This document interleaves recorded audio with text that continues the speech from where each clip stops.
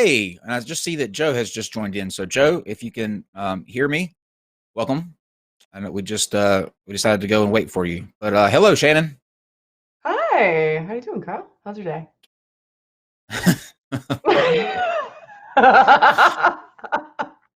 So good.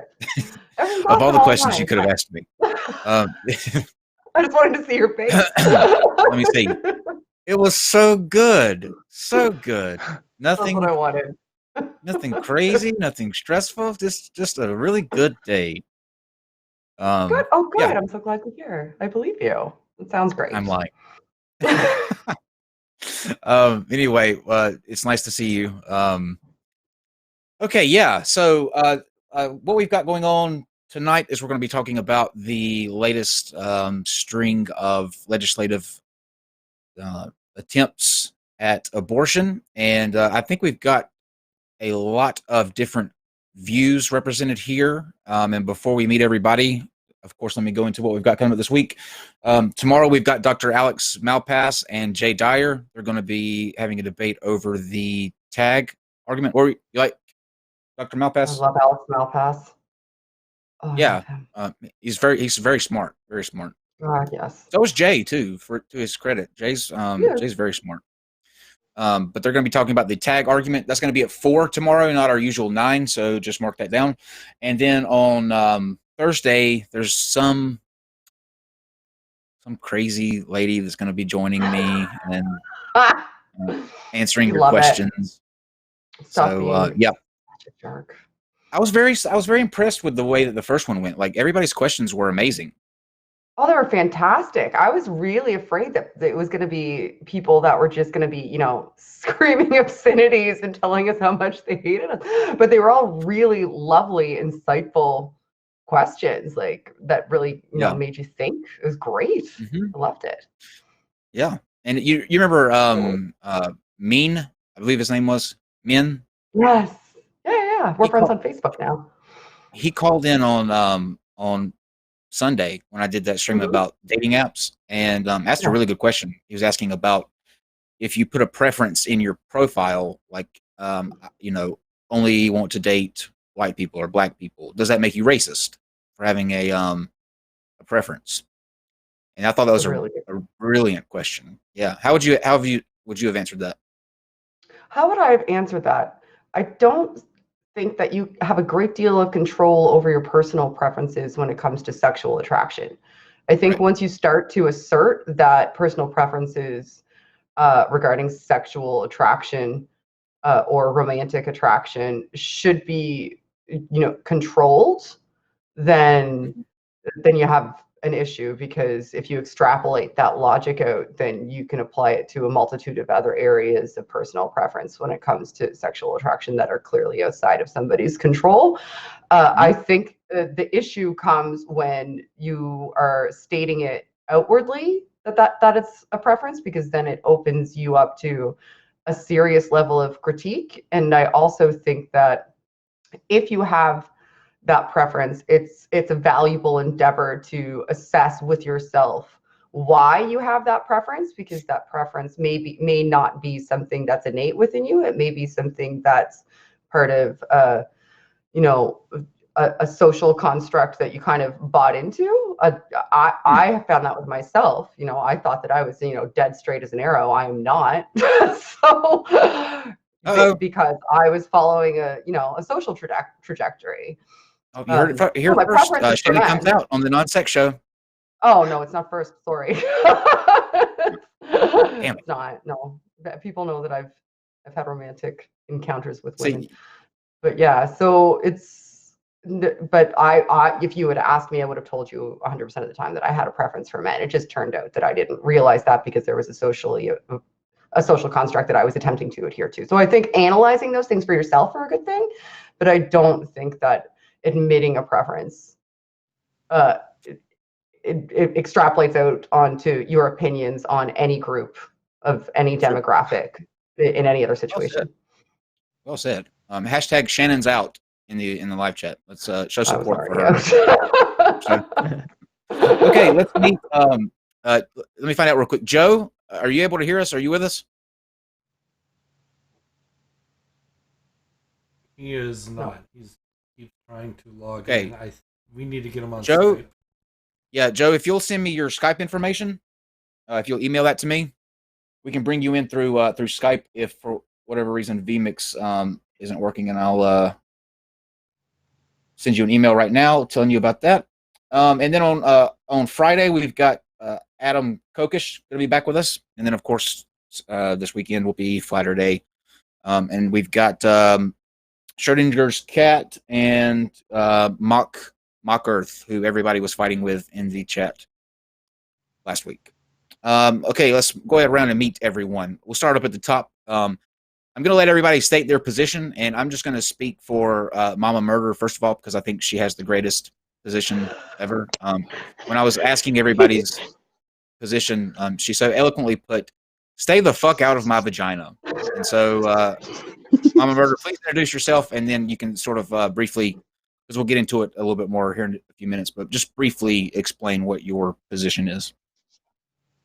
Hi, I'm Mama Murder. I have a small YouTube channel that y'all can look at. I started just recently doing the flat earth stuff.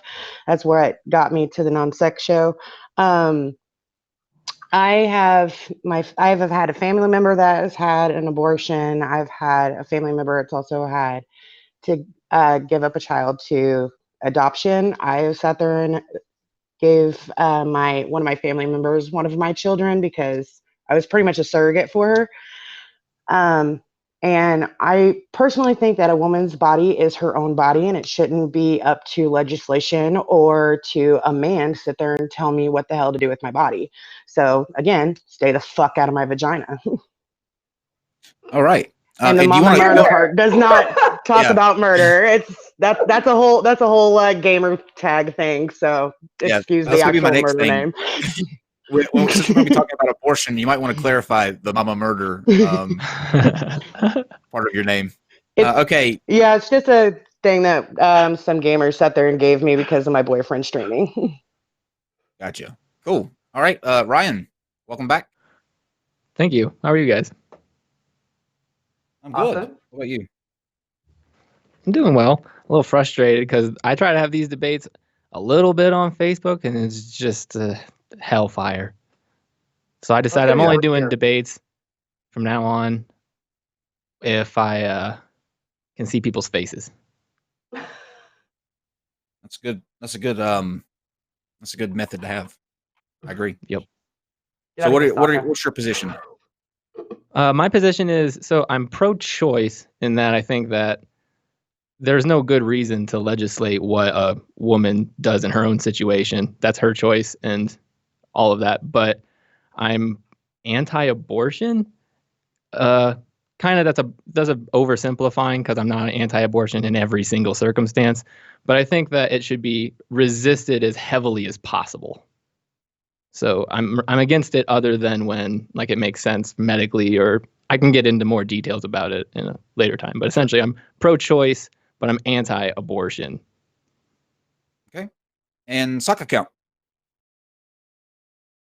Yeah. I guess my position would probably be pretty similar to Ryan's there. That I'm a father of three, and during the one of my wife's pregnancies, which was not which wasn't wasn't going well, we were faced with the option, and me and my wife sat down and had to discuss it, and I had a really hard time trying to come up with good reasons why, this discussion with my wife, why, abortion would be a good idea or not. And both had trouble with this. And it kind of changed kind of the viewpoint that I had, because I was pretty pro-choice before this, and to whether there was a good ethical argument between the pro-choice and the pro-life viewpoints.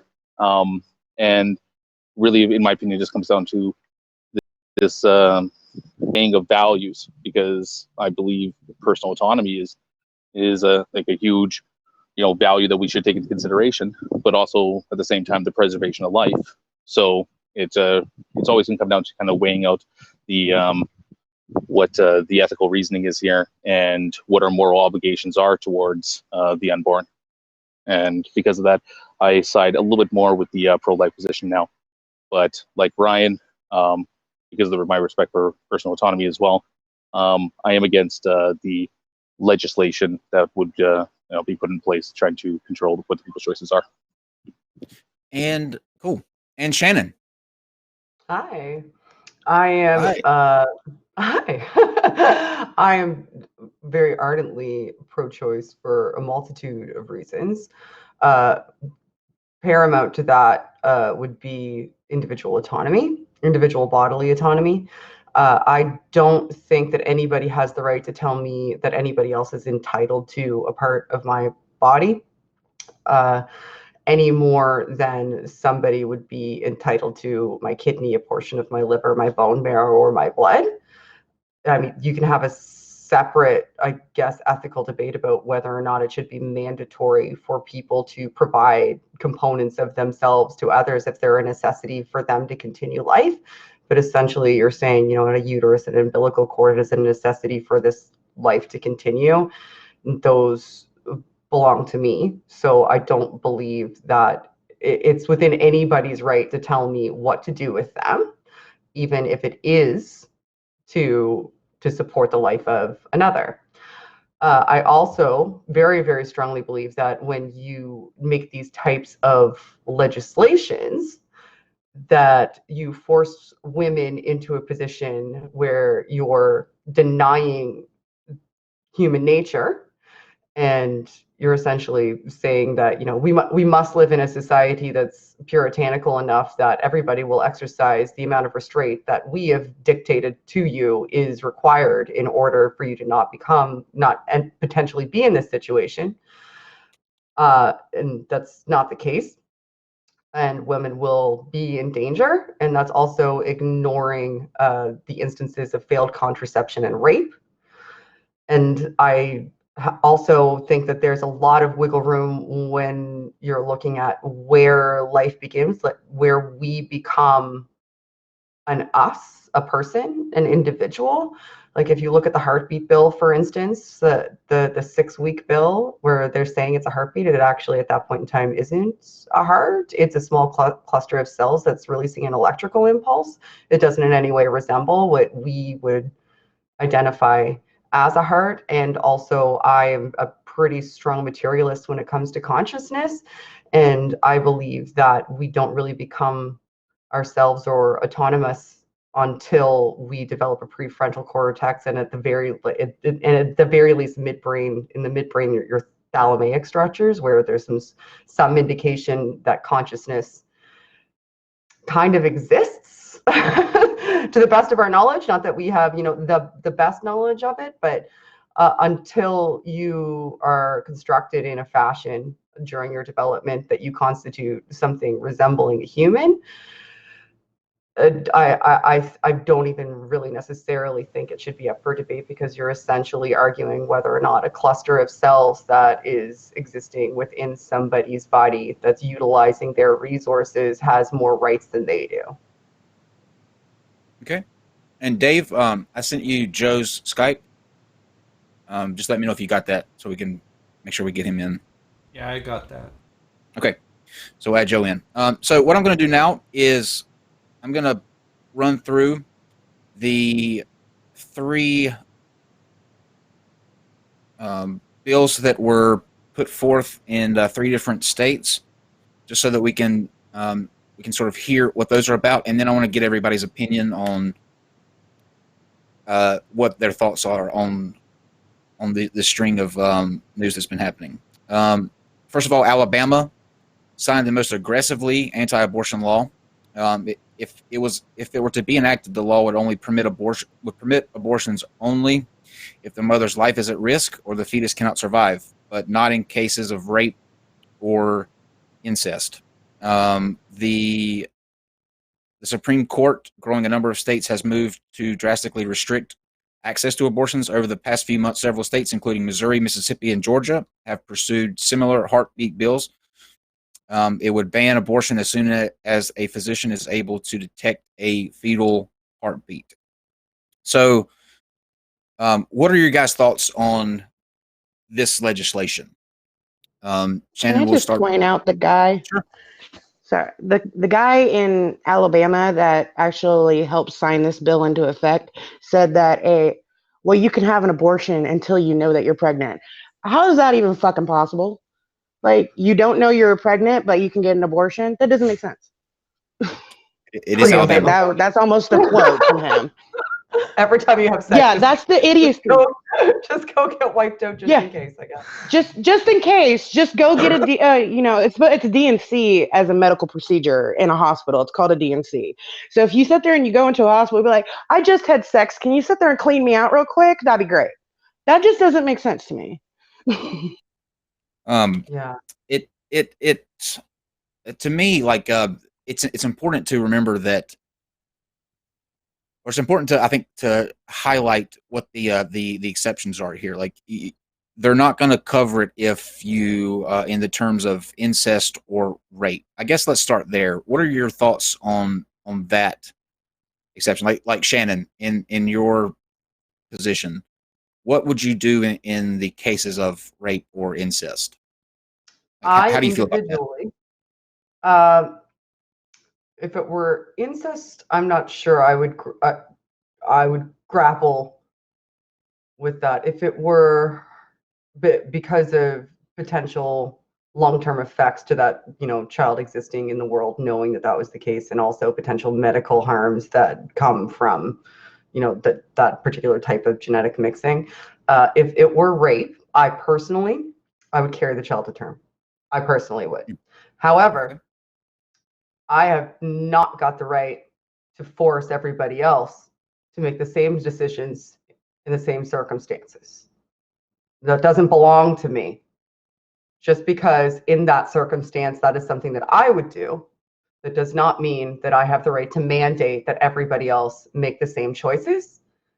People should have the right to make those choices for themselves as they're autonomous. And also, again, I can't stress enough that people are still going to go get abortions. They are going to find ways to go get abortions. Instead, they're going to be later term. They're going to be done in a fashion that is unsafe. They're going to be done in places where they could cause irreparable harm, sterilization, or death to that woman. It's still going to happen. They're just driving it underground and taking it out of a place where it can be safe.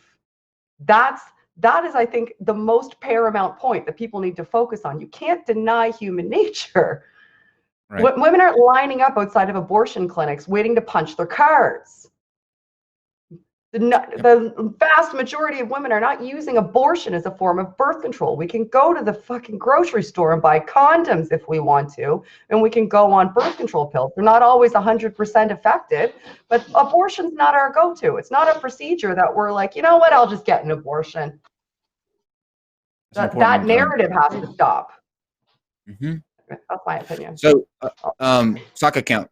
How do you feel about the cases of incest or rape? Huh?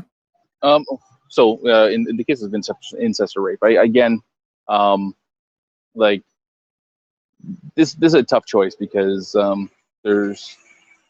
you obviously want to do the like I said, you go start from the my position, like the preservation of life, and you in the cases that are people under extreme trauma for in events like this, is there's no guarantee that the quality of life of the mother or the fetus will be preserved in those instances. I think that those are cases of rare exceptions where it should be, where it could be tolerated. Just because in those cases it's something that should be deemed the woman can do, doesn't always make it the ethical choice, but it is a choice that they should have. Okay.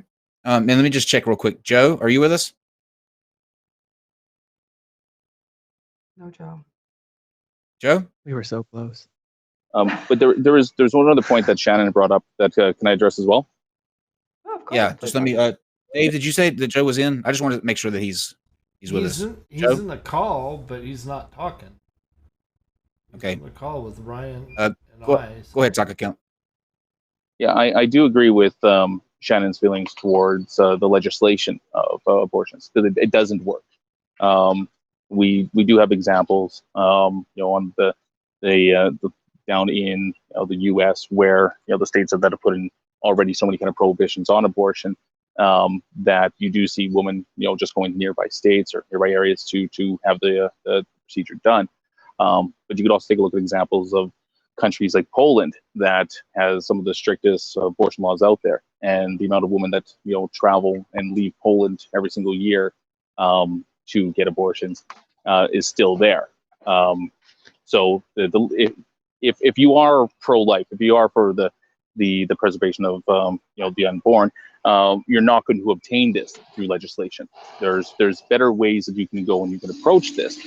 But yeah, definitely legislation does not have the effects that a pro-life person would want to advocate for, because this actually produce the results. Mm-hmm. Okay. Better sex And, education and access to free and abundant contraception would probably be a good start. Or any sex education. Go ahead, Mama Murder. Sorry. Any sex education, any kind of free contraception given out would be great. But we have restrictions on birth control here in the United States. We have restrictions on Plan B as well. Like I think it's stupid because, I mean, there's been movies, there's been articles, there's been books written about how women have gone to the extreme of even taking a coat hanger and shoving it up inside themselves to sit there and get rid of a child that is either going to cost them their lives, which ends up exactly what that is. They sit there and they get massive infections inside of their uteruses and bleed out, or any kind of other number of things, because they are going to extreme measures to sit there and get what they want. And the other thing is that like 90% of the time, 99% of the time, I'm making up freaking numbers, but most people do not go into get an abortion for contraception. I will completely agree with Shannon. It's like, that's not a form of birth control. So it's like, I think the problem is that a lot of people are seeing it as, if you want to say that you believe in God or not, but they really do lean on the Bible of keeping a child alive. And I'm sorry, but I also agree with Shannon on that if the baby is not conscious, or I was actually having a conversation the other day with one of my friends, and I said, I think the time that it should be cut off for an abortion, because I'm not 100% for an abortion. It has to have a reason. The cutoff should be when an embryo or a fetus can self-sustain outside of the womb, as long as they're fed and taken care of. If they are, and that's normally about 26 weeks. So if you're past 26 weeks, that should be the cutoff, because that's plenty of time to sit there and make up that decision. But after those 26 weeks, they're conscious, they have a heart, they can sit there and they can breathe out on their own for the most part. They don't need an incubator, which that's the other thing. Is like, these babies that are preterm need to be in an incubator to finish growing. So they're not even a complete human being when they come out, when they're preemies. So why you keep sitting there and saying that this is a fully grown human inside of another human, when it's not? It's literally just a mass of cells inside of a human sucking the life out of me, actually. I don't see the reason why there's such a stigma against it as well, other than the fact that there's religious people sitting there and screaming at the top of their lungs that every single sperm should be counted for. Well, if that's the case, I have participated in genocide. Well, that's right. Well, the thing is that, like, that's in the Bible too. Like, if you jack off and it lands on the floor, you're supposed to go to hell. So or actually, I had found the quote in the Bible. You're supposed to be stoned to death if you sit there and you waste any sperm. So every man that sits there and jacks off should be stoned to death. That just doesn't make sense either. Wasted Well, I think that sperm. one of the Ryan, one of the points I would, Ryan, hold on, go ahead. let me go to Ryan real quick, Sokka, so we can get him, because Ryan, you sort of wrote about this in your email about the cutoff point. What's your feelings on Yeah, that? so my feeling about this is that although I'm anti-abortion for like philosophical or moral reasons on a deeper, I don't know, I kind of agree with Shannon that it comes down to consciousness. I think that everything that everyone says about life or when life starts is totally irrelevant. It's just a total red herring, because nobody really cares if you kill weeds. And if a lady goes to the doctor and decides, oh, well, you have bacteria infection, that's life. Nobody is like so pro-life that you can't be sick because bacteria is alive too. So there's a point in where like it has to have some sort of value. What's the value of a human compared to other life? And the value of a human comes in when somewhere between when they can sense things and react to things with their nervous system and when they can actually be conscious of that in some way. Because I don't know if you're conscious right when you start to be able to react to things, but it's somewhere in there, because the whole reason why I would think that that's where the value comes in is if you go to someone's funeral, then what you experience is everybody says they're gone. They miss them, but physically they're right in front of you. So it's not their body where the value of a human comes in. It's their consciousness and what they can contribute and experience where it comes in. So the line should be drawn somewhere more scientifically based on that information and not based on our addiction to the sanctity of life. Sure. Joe? Joe? Hey, what is that? I'm pretty sure that noise is coming from Joe. Joe, you need Joe to in a wind talk. tunnel? He's flying an now. Can airplane. you hear us? Speak now or forever hold your peace, sir. It's your chance.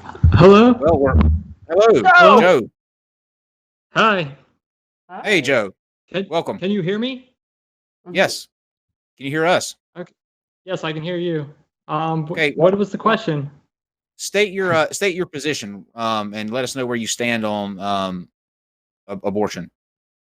Okay, so I would say it's wrong to kill a human being the moment it comes into existence.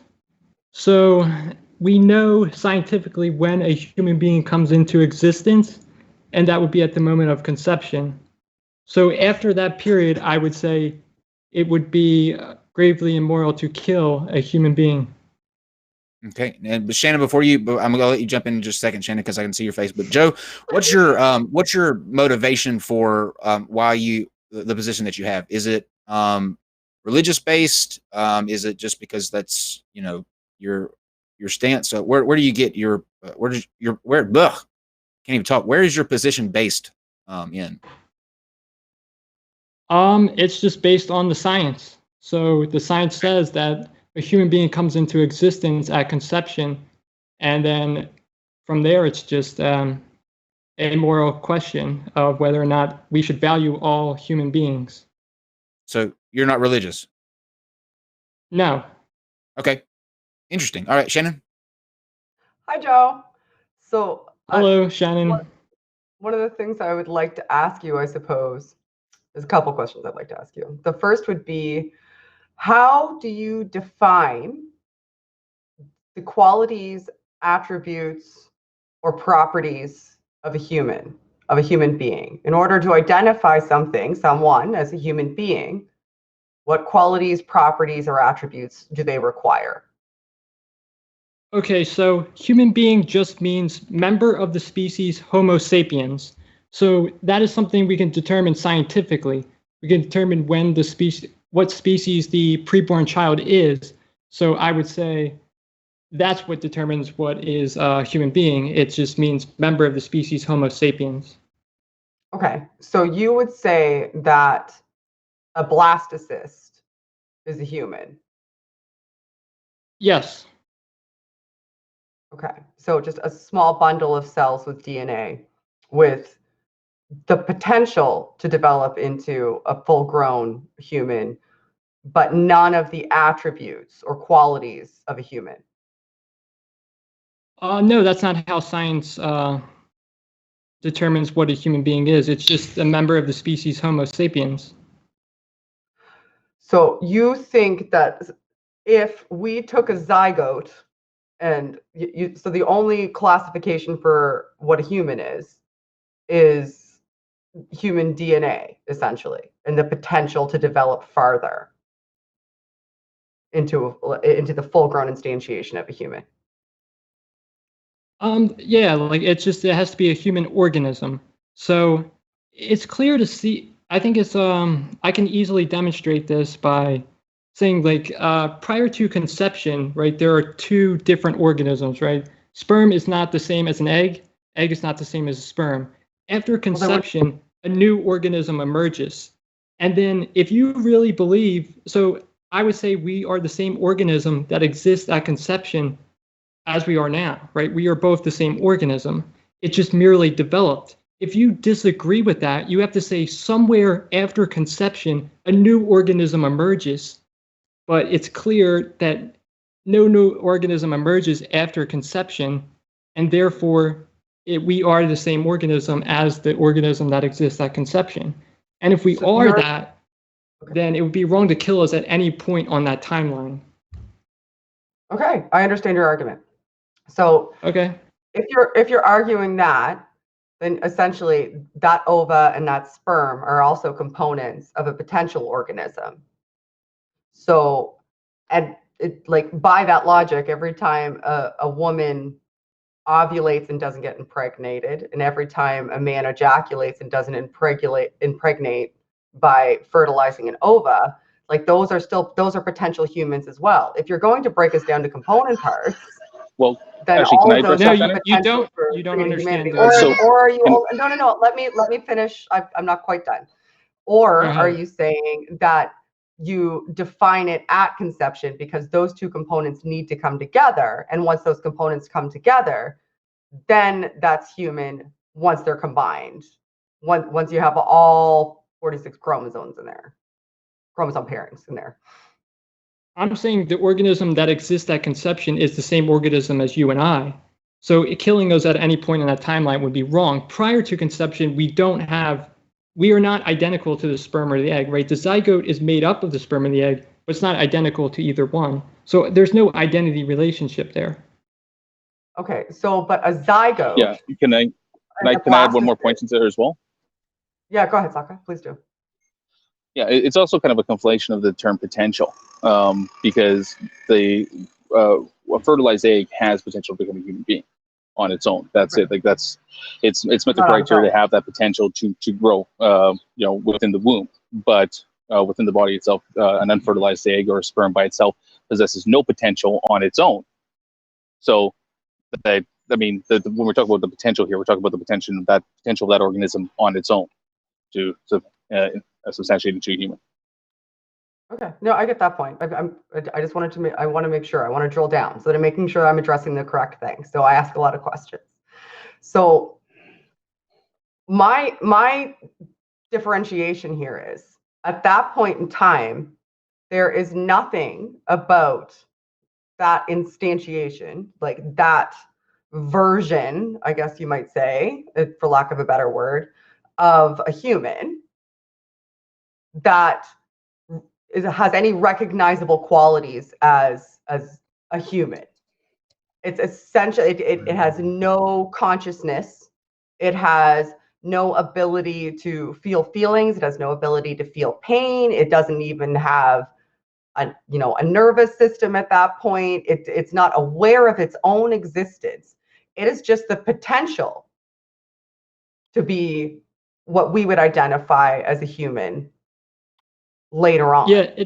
Up until that point, it's essentially just a conglomeration of cells that until it receives consciousness, until it develops to a point where it has the ability to have the awareness of its own existence, I don't identify that as having more value than a fully instantiated human who it requires as a host in order to continue. Now, if you're saying that removing it is killing it, so removing it is killing it, Removing it isn't really killing it. Removing it is taking away the host that had it inside of their body. That it would require my body in order to continue. Now, if you're saying that everybody on Earth has a requirement to provide the components of their body that others need to survive as a moral obligation, then I certainly hope you only have one kidney, a portion of your liver, frequently donate blood, and have given bone marrow, because there's lots and lots of people dying every day who need those things from your body, but you are not required to give them. You are telling me that I am required, even if I accept all the premises and say that a blastocyst is a human in every conceivable fashion, it still doesn't negate the argument for bodily autonomy, and it still doesn't ignore the human nature component where you're putting women in danger. Like, there's nuance to it that people seem to just blow past, because as soon as a sperm hits an egg, that is human, and everything else doesn't even enter into consideration. Mm-hmm. So, well, I don't think that's a fair interpretation of it, like, because, well, I just want to address that last point. Saka, and then you go, Ryan.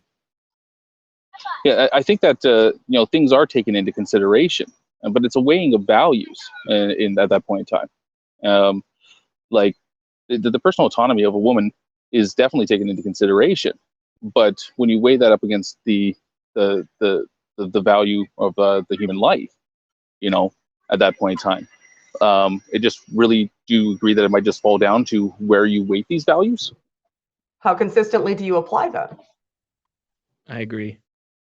So, well, I try to be as consistent as possible. How consistently extrapolate that out into every other situation in life where there is a human that is fully instantiated and it's not just a cluster of cells? Are you required to utilize components of yourself in order to sustain their lives? Is that a requirement that everybody should have? So there's a couple points to address there. Hold on one second, Joe. Joe, hold on one second. Let me let Ryan get in here, because Ryan was getting ready to go, and then yeah, go ahead, Ryan. It's okay. I kind of want Joe to answer because I kind of agree with the question anyway. Okay, Joe. Okay, so there was a couple points you made there. The first point I do just want to address is like why it would be wrong to kill this thing that is not conscious yet or doesn't have these properties, right? You're taking a kind of this properties-based view, and I would say you should take the wrongness of killing account. So why is it wrong to kill you or I? The obvious reason why it'd be wrong to kill you or I is because it robs us of our future, right? And the unborn child has the same future as us, so therefore it'd be just as wrong to kill the unborn child as it would be to kill you or I. So that would address your concerns about like, oh, you need consciousness, or you need some other types of, you need sentience or self-awareness or whatever you believe is, grounds one's right to life. I think there's many problems with this properties-based view of right to life, so I would definitely dismiss that. But then you go on to discuss the bodily autonomy argument. So yeah, that's the main argument against the pro-life position, is that the woman, even if the unborn child is a person, the woman still has a right to kill the child. And this is kind of a self-defense claim. So it's the woman, really. You're saying that the woman has a right to kill the child in self-defense, but no, and you bring up. Whoa! No. That's not what she was saying at all. That's not what she was saying at all. What she was saying was pretty much at the but until that child has consciousness and a fully formed body in some way, it is considered a parasite. Period. And it is. And it literally is growing inside you like a parasite. Sitting there and using all of your resources. Let me let Shannon clarify your what you were saying, so that we're all on the same page. First, I want to address the thing that you mentioned about murder. One of the reasons that I feel it's wrong to murder one of us is because we're aware that we have a future. We're being robbed of the future that we were aware of. A blastocyst, a zygote, and a fetus are not aware of that future. They don't have any conscious awareness of that. So they can't assign a value to it because they have no idea what value even means at that point. Now, so to address the second component, what my argument isn't even as far as a parasite. It's an inconsistent application from my perspective of this set of values that people espouse to. People are very, very quick to say that abortion is murder, but they don't say that not donating your organs when you die is murder. They don't say that not donating blood is murder. They don't say that not donating bone marrow is murder. All of those things are components of your body that are required to sustain the life of another person. Now, there are components of my body that are required in order to sustain the life of a blastocyst, zygote, embryo, fetus. You're telling me that I am required to provide them, but nobody else is in any situation. In this specific situation, I have a mandatory requirement from a moral perspective, but otherwise, nobody has that requirement because everyone else has bodily autonomy. And because that person doesn't exist inside you and doesn't require being inside you in order to stay alive, you don't have that requirement, but you're allowed to make moral assessments about me refusing to provide parts of myself to sustain another life when you won't do the same. Yes, I understand. Yeah, I understand your argument there. And the distinction to make is one is abortion is not merely failing to save. So we're not obligated to save others, but we are obligated. We have a strong moral duty not to kill others. So that would be the clear distinction to make there. That one is failing to save, the other is intentional killing. Both failing to save from my perspective. I'm failing to continue to work as components of my body that are required to sustain that, even from your perspective, individual's existence. I'm no longer willing to provide the aspects of my body that are required to sustain that existence. You aren't required to do it actively. The only difference is that I don't have an active choice in this scenario. As a matter of fact, you're telling me I should not have a choice at all. It should be a mandatory obligation for me. Mm-hmm. Mm-hmm. No, you're merely failing. When you don't give someone a kidney, you're merely failing to save them. You're not going in there and killing them. With an abortion, you are killing the child. No, you're removing it from my body. It can't exist outside of my body because it requires my body to survive. Not giving a kidney allows somebody else to die when they require a component of your body to survive. From my position, it's analogous. Removing the child kills it. You're not killing. No, I'm removing it from my body. It can't subsist without me. I'm removing it from my body. I'm not actively killing it. I'm just removing it from my body. It can't exist without me because it requires my body. Other people require your body. Give it to them. You should. It's the only moral thing to do. Otherwise, from your perspective, you're killing them. Joe? No, that's a failing. That's a failing to save. Right? If you're in a boat with a guy that has a deadly disease, that if you're in a lifeboat with this guy with a deadly disease, if you contract it, you will very likely die. Joe, you cannot throw that guy overboard and kill him. That's not self-defense. Joe, let me ask you this question. Is there any sense in which you would think abortion should be allowed? Any instance? So if you're defining abortion as the termination of a pregnancy that ends in the death of the child, I would say, the life of the mother would be an exception. But not in terms of rape or incest? No, I would not. Okay. Sokka, did you want to say something?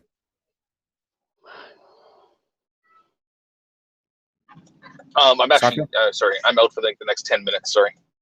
Okay, cool. Ryan? Yeah, I have some questions. Some for Joe and some for Shannon. So for Joe, why does it matter that life starts at conception? Like, you're just kind of saying that it has human DNA. Because it's a human organism, right? So that's when we are. Do you believe we're human beings? Yes. Well, so my questions for you come Shannon into are going to existence. essentially be a little bit closer to your side, but my questions for you are because you're being ridiculous. Like, what is the value of the very first cell that I ever was? How is that anything like me? How is that actually me? Because you're a human being, right? So if you believe you are a human being, then you come into existence when a human being comes into existence, and killing it anywhere on that timeline would be immoral. Humans don't start the moment that the DNA starts then, and the process of creating the human starts then. But the process of creating a human out of the sperm and the egg is not the same as it being me. It's like, I'm a much more valuable thing than the one cell version of me when I was first conceived. And you're essentially saying I have no more value. I've achieved no more value in my whole life. I believe you're a biological organism, so you would have to deny that you're a biological organism. No, because bacteria is a biological organism, and people take antibiotics. But bacteria isn't a human being. I'm saying when a human being comes into existence, that's when you come into existence. Is that not true? Do you disagree? I do disagree, because I am something I have developed into currently. It took all that time and experience to become the way that I am now. I had to become what I am, and that's where my value arises from. And when I die, hopefully people at my funeral aren't happy that my body is there. They're sad that my consciousness isn't, and my experience is over, because that is where my value arises from. My value doesn't arise from just physically being existent. So let me ask you a question. What grounds your right to life? Right to Why life. is it wrong? If I go out to the jungle, I'm gonna realize real fast I don't have a right to life. Why is it wrong to kill you, right? Like, if I were to kill you, that would be murder, right? So you do have a right to life. Yeah, well, it would be murder if you killed me, but I don't know if that means I have a right to life in the way that you mean it. I mean, it's just we should protect you from being unjustly killed. You agree with that? So, sure, yeah. So why is it wrong for me to do that? Because I have the physical structures able to understand that that's what's happening to me, and that I'm already on a path. I've developed into the thing that is on the path. So I exist in the way that you want the very first cell to exist. But so, a newborn baby doesn't understand that, and you would agree killing a newborn baby is murder. Yeah, that's what I was going to question Shannon on, because I actually agree with you on that. There is a point in where, like, I don't know where consciousness comes into play, but I know that self-consciousness comes into play around age like 2 or 3. So if it takes 2 or 3 years to be and right, yeah. So there's a difference between having any awareness and having self-awareness. And so we have to specify that the value is the awareness, not being aware that you are yourself. So right, okay. So then that's okay. So then at that point, the value comes in whenever those physical structures emerge and start to connect into a system that can do that. So then somewhere around, say, I don't know. I know that nerves start to form at 3 weeks. That's way too early, but those are the physical structures starting to come into existence. Then you go to about 2 months and those things are starting to be connected. At that point, you have a moral question actually at hand, because I agree with that. It's hard to say when you actually starts to become aware. And science should be determining when that actually happens. That's the line that we should be drawing. And the only thing that are exceptions at that line, in my opinion, are your doctor's recommendation. And then after that, if you go any further than that, it should just be medical emergencies. So yeah, okay. I think there's. I thought that question was for me. Sorry. It was kind of, I was questioning Joe, but it ended up being for you. Okay, I'm sorry. Go ahead. You can go ahead, Joe, and then I'll go after. Okay, thanks. People were talking about brains, and that's my favorite. So I'm all amped up, but I can think about it. All right, so I'll go for Shannon. Is it Shannon? You want to go, Shannon? No, I was just being a dick. I said don't go for Shannon. Yeah. Don't for. All right, so I think you were saying self-awareness, but then a newborn isn't self-aware until 18 months. They can't pass this mirror test. So I don't think self-awareness would ground it, or you would have to say newborn babies don't have a right to life. if you're saying it's mere consciousness that gives one a right to life, then animals have a right to life, and killing an animal is murder, and you should be going to prison for life. I don't believe any of those to be true. I think what grounds one's right to life is being a member of a rational species, having a rational nature. And the unborn are part of our species, members of our species, so that would ground their right to life. I think any other property-based view is very flawed, and I can point out the flaws if you give me your criteria for right to life. All the flaws you pointed out so far are strawmans, though. Shannon's Go about ahead to and buzz. explain. Shannon. Yeah, I'll let Shannon I'm go. being good. Go Okay. ahead. I'm fine. Go ahead. Keep going. I'm All good. right, I'll- so I'm not saying that. I specifically was questioning Shannon because she said something about the value coming from self-awareness. So I was actually, the whole point of that was that self-awareness and just conscious awareness at all, the awareness of that you're sensing something, is totally separate. And although we accept the science that people don't pass the mirror test until age like 2 or 3, that does not mean that they have no awareness and no sensing whatsoever. And so the value of those things comes in when they form the physical structures that can do that. Those form out of the cells that you want to value, but those cells that you want to value only have the potential to do that. And the word potential literally means it's not there yet, and it could be. So it isn't. Shannon. Okay. Okay. So let's talk about self-awareness for a second. So I do think that there's some nuance when it comes to late-term pregnancies, and one of the reasons that I think that is because I believe that once your cortical structures are fully developed, like once you're above just having a cerebellum, some midbrain structures, and a low degree of barely functioning cortices that are essentially there just to help you operate your limbic system, then it becomes more complex. When we're talking about the mirror test, like if you're looking at Piaget's stages, the mirror test is when you can first demonstrate self-awareness by a measurable hypothetical construct that we can confine into like a sort of relatively arbitrary but very, very important set of operational stages. Now, that is essentially just when you can demonstrate that you're aware of yourself or you recognize yourself in a mirror. That by no means should be used as the metric for when we are capable of being aware of our own existence. That's just when we can, they created a hypothetical construct that can demonstrate self-awareness, and they utilize the mirror test, right? Like, I recognize myself in a mirror. I know that's me. Just recognizing your own face isn't the only type of self-awareness. Being able to organize yourself in a space, for example, being able to recognize faces, understanding that you're interacting, those are all forms of self-awareness, and those are all things that we can see very, very, very early on.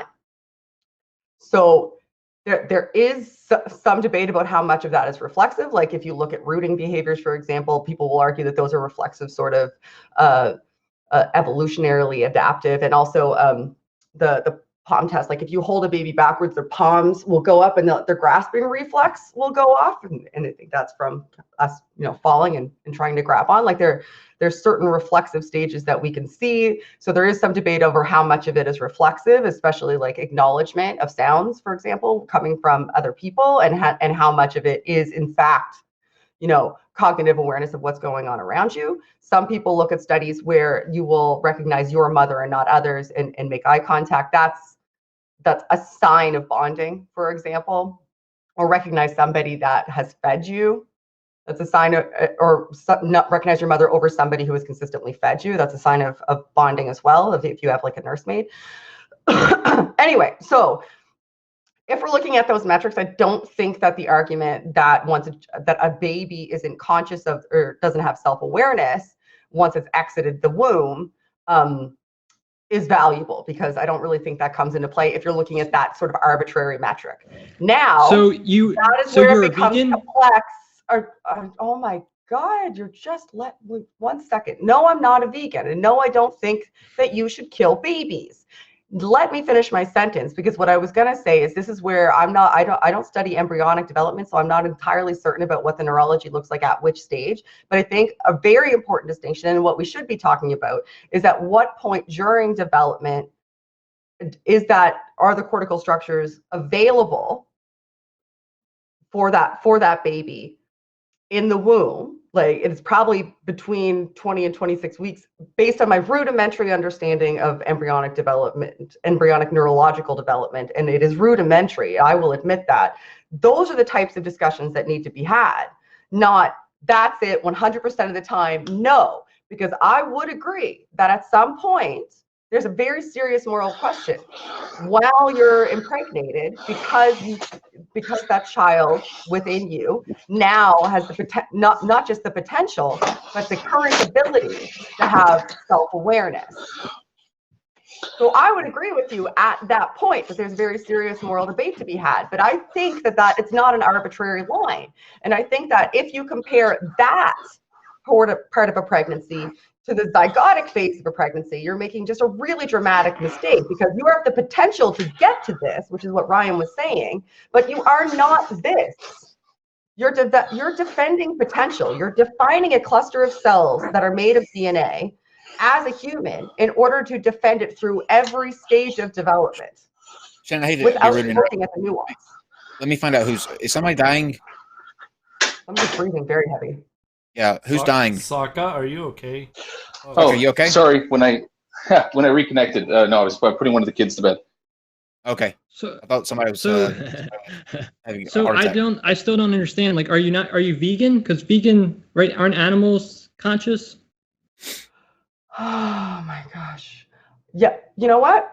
There's a good argument to be had for that. There's a really good argument to be had for that. That's something that I should consider, actually. I should potentially consider being a vegan, because you know what? If we're looking, like, I should perhaps compare neurological structures between different types of animals and come to a determination based on that assessment, whether or not I believe it's moral to eat those animals based on their ability for awareness and potential further awareness and development. That's a good debate to be had. There's nuance there. Nuance should be acknowledged. I am not a vegan, but perhaps that's a mistake. Are you an organ donor? Are you a blood donor? So, okay, so you're going to the bodily autonomy argument, but no, I feel like if you're going to make those stretches, then you should allow that extrapolation on both sides and not hand wave it off as though it's valid for you and not for me.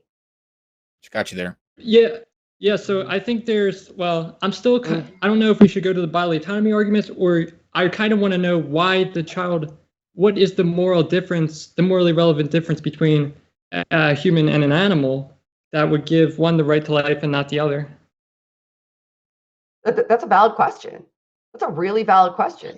That's a hard one to answer for me. I would go with the problem with accepting veganism or saying that animals have a right to life would mean that we should get life in prison for killing a squirrel. But that seems absurd, right? No. Do you agree with jail time for somebody that has an abortion? You shouldn't kill squirrels. What do you say? Cells more valuable than a squirrel. Sorry, I missed that question. What did you say, Mama Murder? I said, I asked the question of, do you think that it is okay for a person to be put into jail for having an abortion? Good question. The doctor, yes. No, I'm talking about the woman. No, I come from Indiana, the home of Mike Pence, who actually put a person in jail for having an abortion. Yeah, I would not support that. Okay. But you were a doctor. That's interesting. We can agree on that one. Why the glad doctor? We could agree on that. Because I said we can agree on not being in prison for having an abortion. Yeah, why the doctor, Joe? Yeah, why the doctor? The doctor is the one that does the killing. Okay, but the woman's the one that's asking for it, essentially. So you're giving the risk to the person who will do it safely for her in a way that allows her to, be surviving and being healthy. Essentially, by putting doctors in prison, you're just taking that option away. So the women aren't going to be in any danger of litigation or incarceration if they get an abortion. So they don't have a safe way to do it. They know that they have no repercussions if they do it. They're going to go get them on safely, and they're potentially going to die. Yeah, I mean, we wouldn't make murder more safe. You would never say that in any other circumstance in order to protect the person that's doing the murder. Because I don't think it's murder.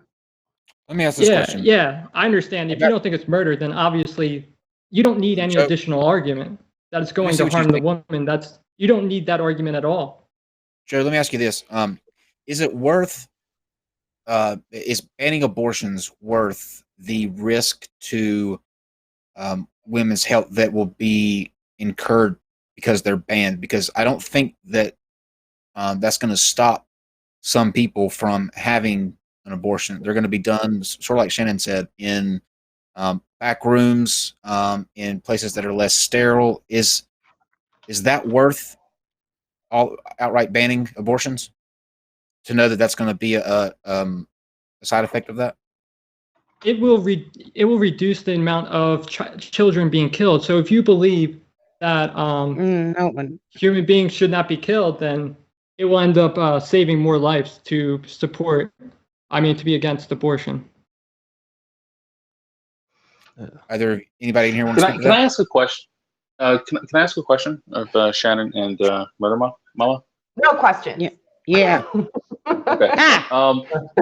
So when you guys like approach like the this, or and for Joe and Ryan as well, when it comes to the topic of abortion and getting an abortion, just from a pure ethical viewpoint, do you think that getting an abortion is unethical? Do you think, or immoral, or do you think that it's more ethical for the mother to have that choice? Or what are your viewpoints on it? Is it something that you consider unethical but yet necessary, or something that you can at least justify the unethical nature of it if you do hold to that position? You go ahead first. I've talked so much. Go ahead. I honestly, it in most abortion circumstances, it depends on the circumstances themselves, because it's, like I said, it's not used as a contraception. I mean, we have contraception for that. It's for those rape incidences or incest incidences, or in the case of my crazy ass family, trust me, it was because my sister was pregnant in the 80s with a mixed baby, and my dad did not like that, and she was forced to have an abortion. There's also people that are not financially stable and would like to go to college and things like that, and having a child would actually interrupt their plans. And in the long run, those people that make that decision when they're either young of age or anything like that, and they end up going to college or getting a good job and everything, and they wait to have a child later, even if they had an abortion early in life, that the child that actually is born ends up having a better life, better educated. We actually have intelligent people instead of a bunch of dumb rednecks running around. And don't say whoa, that's my boyfriend in the background. But it's like when you sit there and you have multiple children to very young age people, which is, in some cases, they're 16-year-olds and 15-year-olds that are going and getting an abortion. And hell, there's been an 11-year-old in Indiana that actually had a child in one of the hospitals. And it's like, for a fact that child is not going to be being raised with their mother in an actual motherly position. She's going to be like more of a sister and being raised by her mother. I mean, and then you have all of these other kids that are being put up for adoption. So if you have all of these kids out there that are unwanted, and they're in either foster homes and in the adoption world, and in state-run facilities and everything like that, their lives are horrible.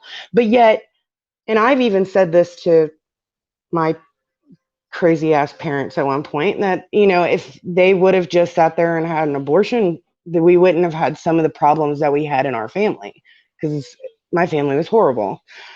So I have a very bad past. But it's like, I've sat there and even thought of myself, and like, what if I had a different family, and if I was put up for an adoption, because my parents did not really want kids, but they ended up having 3 of us. So it's like, what could have life would have been if I actually had better chances and better parenting or something like that. I ended up having to raise myself in ways, and I sit there and I brought myself up to sit there and have these ideals and taught myself how to do things. And it's like I didn't have the background to, you know, be nurtured and whatnot by my mother. So it's like, you know, I feel it as a kind of an unwanted kid. I'm sorry, but in some ways I kind of don't think that I should have existed, but I do, and I'm here. And it's like, I know how it feels to not be wanted. So Are you why would I want are to you sit there and glad that, put that on somebody else? well, And I've would you rather actually been, thought I would have rather not been born, at least in not my in my family. I would have rather not been born. I'm But sorry to hear I've that. also I've contemplated having an abortion in my life, and I found another way to do that. I ended up giving my child up to another person, and that's hard in of itself. So it's either, you know, don't get attached to the child that's growing inside you and have an abortion, or carry it full term and then having to deal with the emotional aftermath afterwards, because I both sides are extremely Mhm. hard. Sure. it just I'm happy that you shared with us, and I'm sorry that you've had, you know, a bad run. I just want to sit Yeah. there and have you guys keep in mind that there are people on the other side of that. And also I want to ask a question of all of you guys that are on the pro-life I side. just have one Is follow up, if would you that's sit okay. there and want to, Hey, yeah, Mama, well, would you guys, Mama, before you would ask you, that question, let Sokka speak to what yeah. you just spoke to, so we don't get too far ahead. And then as soon Oh as he gets yeah, done, that's I'll let fine. you ask your question. Okay. Mm-hmm. It just, I mean, so your own admission, like what you're saying here is that you were born into a family that probably, you know, weren't ready or prepared to have kids, that led to Mm-hmm. a life that was less than, you know, Ideal. had less quality, less than ideal than some other people there. But then in the position Yes. that you're at right now, you know, like you said that you know, you're married, or you're with your boyfriend there, you have your life the way it is, you have experiences now that I'm sure that you value, there's some good aspect of your life that you have, that Oh I just yeah. find it hard to believe that you'd sit there and act like, looking at, you know, the people around you, the people that love you, you know, right now, and think, well, you know what, I'm okay with not having any of this, you know, that my experiences on these other people were just, you know, it doesn't matter. It doesn't matter that, you know, I'm okay in this position now because there's been hardships, you know, that my life wasn't ideal all the way through, that it might have been a better option for me just being aborted. I find that a very, you know, depressing type of like outlook, that you obviously have some type of, like, there's the value into your life now that you have good things going on, that I just don't understand why you could just dismiss all that because, you know, it might have not been the ideal time for you to be born. Because I wouldn't wish my life on anybody else. I mean, No. now it's pretty decent because I've made it for myself. But to get here where I'm at today, it was a lot of hard work and a lot of pushing people away that were negative in my life. You wanna And do ask you your think that question? people that people that would be born, that also might not be being set up for the ideal life, should also get that opportunity to push for success in the way that you did? I mean, those experiences are what build good character, good people. You know, the fact that, you know, there's going to be hardships is just, you know, just another way that we build a Yeah, good, but that was, strong, you know, people around us. I get that. But What was your question, Mama Murder? my question to everybody that is on the pro-life side is, how many kids have you guys adopted? Because if you're honestly sitting there and thinking this, you have several people, several thousands, millions of kids that are out there that don't have homes, and they're in group homes, and nobody gives two fucks about them. But you give a Start with shit Joe. about them only when before they're born. You don't care. Nobody cares about them until after they're born. That's my problem that I have. That is my biggest problem, is that nobody gives a fuck about these kids after they were born. But they care about them before they are. Just to Hold on one second, just Saka. to answer your question, then. Hold on 1 second. Let's start with Joe, and then we'll go okay. to you, and then Ryan. Joe? Okay, so the position is that I have to adopt a kid if I think it's wrong to kill that kid, right? If I think it's wrong to kill X person, I must adopt them. But you think it's wrong to kill kids in Africa, right? So then you must adopt all the kids in Africa, right? That's a silly argument. I don't see why I would have to adopt all the people I think it's wrong to kill. So the point of the question is, why is there so much care and worry put into a child up until the point when they're born, and then when they're born, it seems that care and worry goes away? Like you're people are not concerned if they're put in a. I personally care about the child after it's born as well, so I don't agree with that. That's the question. So the question is, what are you doing after the child's born, and to justify that? If you do prove it, if you do care, what are you doing about it? I think that's the question, right, Mama Murder? You can donate money. Yeah, you can pretty do much. anything. I mean, you can just help them out. Do you do that? Do you donate to orphanages? Do you donate to charities that sit there and help underprivileged kids? Do you do any of that, or do you just sit there and spout off the mouth? No, I do a little bit of that. Okay, Saka? I have 3 kids of my own. I helped raise my niece for several years when my sister was going through hard times. When I lived in Toronto, I was actively working with the War Child, the charity that helps relocate and educate child soldiers around the world.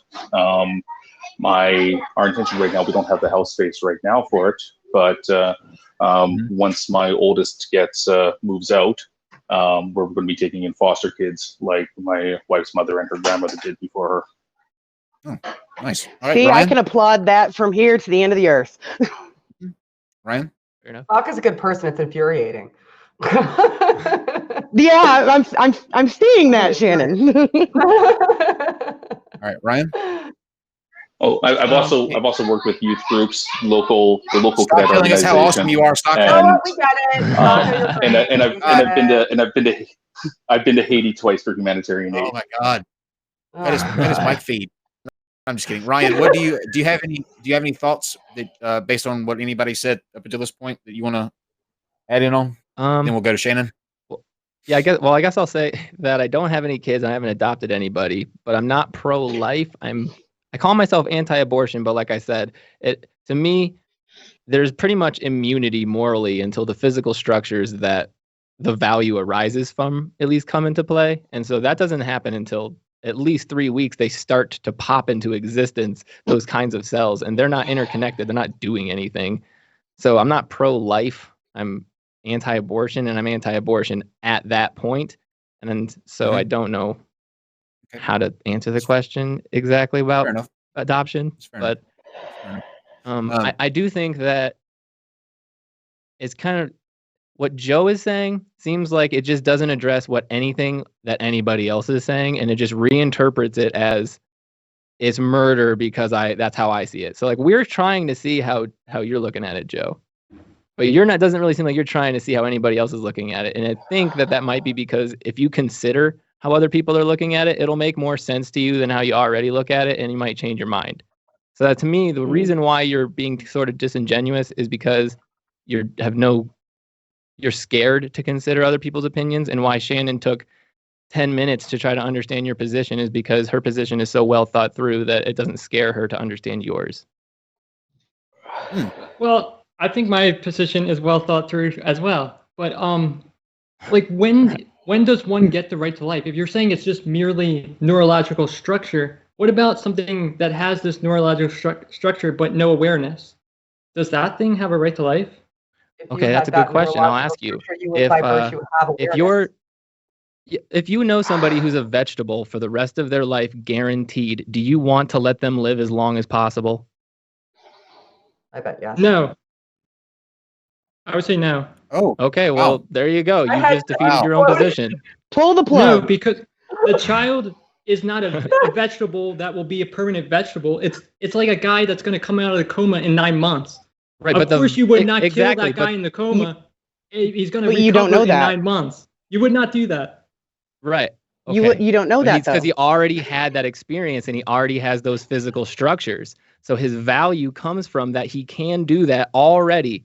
He's already in that position. He already has those physical structures. You've already granted him all that value. The fetus at day one up to a long time does not have those structures. And even when it has those structures, it's not interconnected.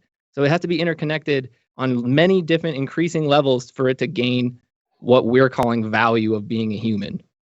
Yeah, I would say that's an arbitrary distinction, right? You're saying, well, it previously had those had experience, but that's No, I'm saying it previously has the physical structures necessary to have the experiences. When Yeah, it I don't has see- the physical structures necessary to create the thing is where the value actually arises from. Yeah, I don't see why that would be the case. So let's say this thing, How is that not the case for everything? yeah, like it just has this physical structures. I don't see how that would, give one value.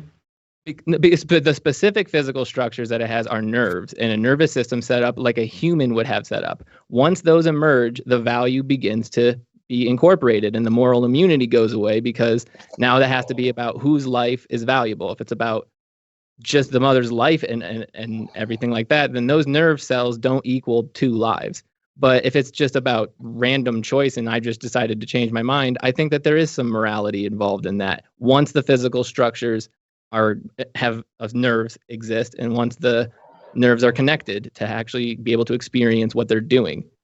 But I don't think that happens all instantaneously as soon as the nerves start to exist either. We don't know when the thing starts to become conscious because we don't know what consciousness actually is. We just know what signs of it are.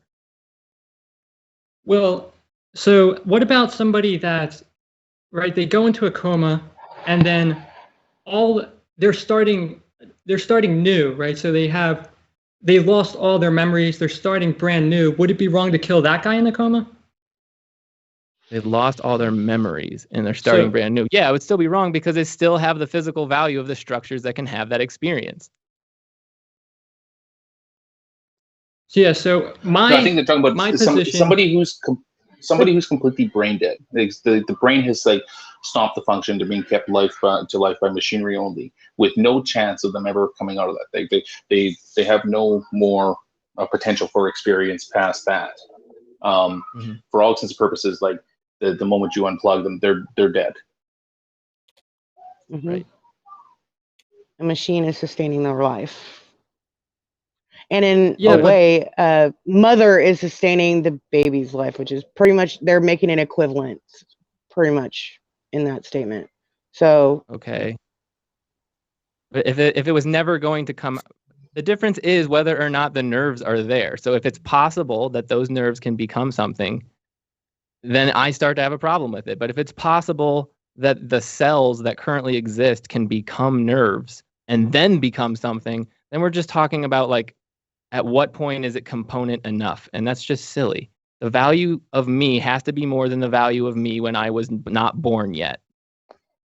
So let me ask you a question. Let's say I have a special gun, this is called the nerve gun, and I could take away the nerves that you find valuable for 5 seconds. Would it be okay then to kill you? I'd already be dead.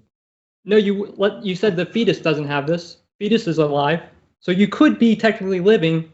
And No, then I can't live without my nerves because they make me breathe. They make everything else that I have to do happen.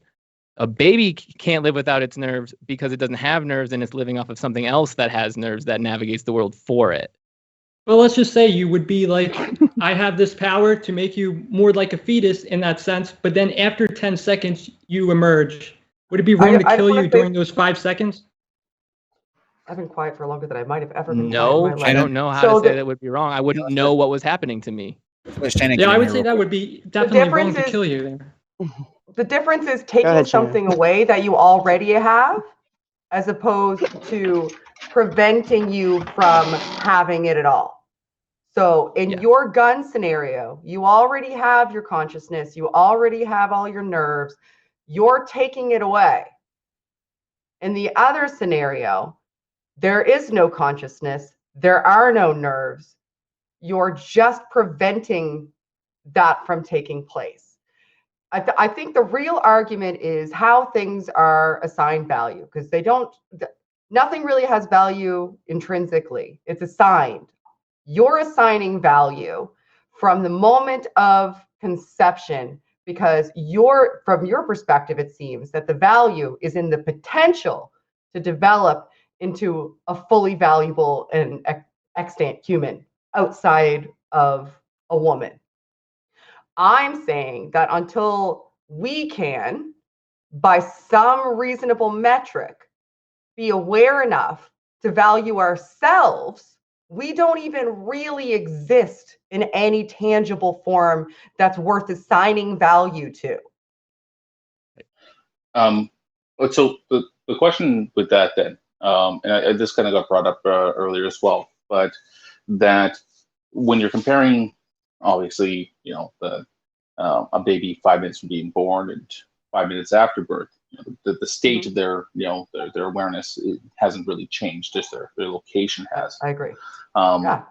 So you would be opposed though to obviously like late term abortions, like at that point. Maybe right? It was when you were gone, but I said that earlier, that there's serious nuance there. Okay. And what should be established is at what point in time the capability for self-awareness, feelings of pain, those types of things are tangible in a fetus. No. I think that that's an argument. There's nuance, and that argument should be had. But I think in the early phases, when those things are demonstrably not present, for you to tell me at that point in time that I'm not allowed to terminate a pregnancy because that zygote, blastocyst, fetus's potential is more valuable than my choice over trajectory of my life and who and for what reason my body is going to be utilized. It's not okay. You said yourself though, like nothing has intrinsic value. The value that we put on personal autonomy, there's nothing intrinsic about that. Like there's something that we either choose to, truly have value for or not. So like I said, it's just a weighing of values, which, and so. And I said I'd never have an abortion because I personally would want that to produce that life, but that's my decision. Mm-hmm. So let me ask you a question then. When it comes down to this, is that there's two different kind of perspectives that we approach this discussion from. One is the legal obligations compared to the moral obligations, and I think that it's pretty unanimous across the entire panel here that the legal obligations that are being put in place we disagree with for different reasons. For the people that are pro-choice, the legal obligations that are being put forward through the courts in the U.S. Do nothing to actually preserve life. From the pro-choice standpoint, the legal obligations will restrict the ability of the choice and personal autonomy of the mother, while on the viewpoint of the people that are pro-life, that usually when you try to legislate something like this or legislate abortions, that you're not actually going to do anything to deter the amount of abortions that happen. And in fact, you're going to put more risk on the mothers. So from a legal obligation, I think everybody agrees that there's no point in actually trying to legislate this. But from a moral obligation, which I think is a much better way to kind of approach this discussion, it seems like that you, on a personal level, are morally against the idea of having an abortion. I know that that seems to be kind of like the sentiment that people have here, just in varying degrees of not moral. I don't necessarily think with me it's moral. Like I said, there's nuance ethical? When you get. No, I don't even think it's ethical for me. No? Like I said, there's nuance when you get to the point of self-awareness, and at that point, we could have a really serious conversation where I'm probably going to fall pretty hard on your side, unless there's extenuating circumstances. But that's mid to late term in the pregnancy. Early on in the pregnancy, the reason that I wouldn't have it isn't because I personally think it's immoral to do it. It's because I know, like, I'm a single mom. I have a son. He's 8 years old, and I've carried a child. I've been pregnant more than once and only have one child. So I would, I'd want another kid. That's a choice. Like, I would want another kid regardless of the circumstances. If that's something that happens for me, I'm okay with it. And it's because I have that personal preference. It's a personal preference thing. It's not a moral question. If I didn't want another kid, I don't think that there would be a moral imperative to stop me, or that should stop me, before that potential human life even reaches the point where we can question whether or not it is a human life with the same value that we assign our own. What we're assigning value to is the potential at that point, not the existence. Because if it had value at that point, we would be able to take it out and think that it's valuable. It's the potential we're assigning value to. The value that we assign.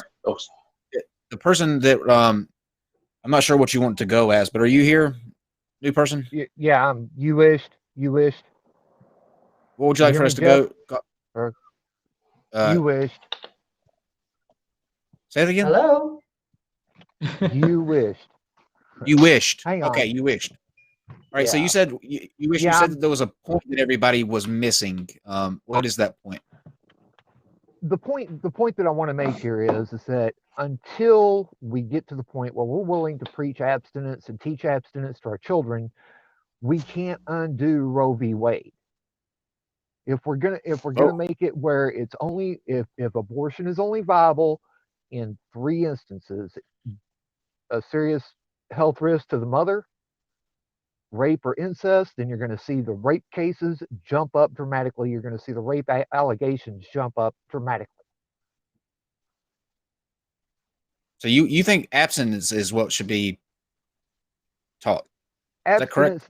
Abstinence needs to be taught, and until we do so, until we're willing to do so, then we can't undo Roe v. Wade. You know that will never work, right? Oh, I know That will never work. That's No. the reason why I'm in favor. That is the reason why I'm in favor of Roe v. Wade staying as is. Interesting take though. That's a very interesting position to hold. Shannon, what do you think? I don't think it's a great idea if you're talking about education, like sex education, I really, really don't think it's a great idea to keep people ignorant and expect them to make the right choices when it comes to the thing that you're refusing to educate them about. So well, that's the thing. I educated my kids in early on. Every action has an equal and opposite reaction, and I've taught my kids that from day one. That's not really comprehensive sex education, though. Did you teach them what contraception was? Did you teach them, their anatomy? Did you teach them how pregnancies take place?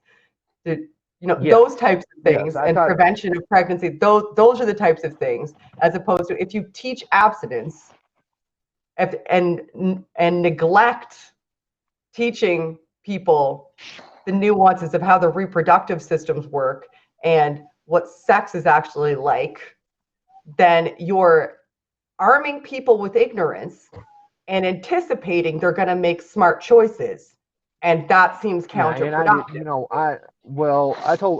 I told my son, I've told both of my sons from the time that they were 14, if you're dating a girl, fine. I don't want you having sex with her because that leads to unintended things, because even young girls have a hard time figuring out where they are in their fertility cycle. And so my sons understand that if they need a condom, they come to dad. I'll go buy them, I'll go buy them a 3-pack or a 10-pack or a 100-pack. Oh. But my children know that very supportive. Well, I'd rather my children be armed with the correct information in that circumstance than and be armed with protection than go into it stupid as all get out. But you're advocating for abstinence education, or you're just. But I've told my kids I would rather them not have sex, even when that opportunity presents itself, because the repercussion is the girl could get pregnant.